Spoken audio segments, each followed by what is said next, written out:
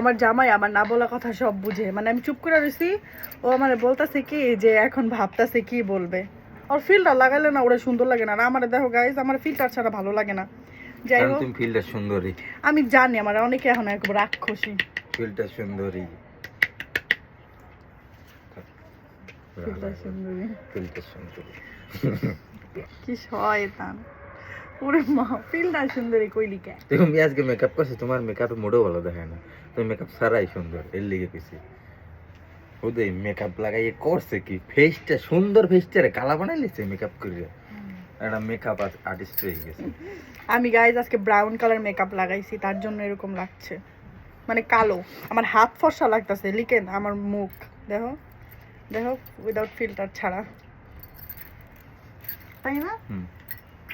Bye bye, আর দিতেই by.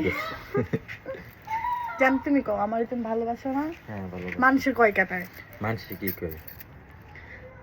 যারা যারা বলো না তাদেরকে আজকে বলতেছে আমার জামাই এই জামাই নিয়ে ভিডিও করতেছে না এভাবে, কি যেন সময় পেত না, ওরে নিয়ে ভিডিও করতেছি না, ও শো অফ পছন্দ করে না, এর জন্য তোমাদেরকে হয়তো বা দেখায় না, ওরকম ভাবে বলে না, এটাই আর কিছু না।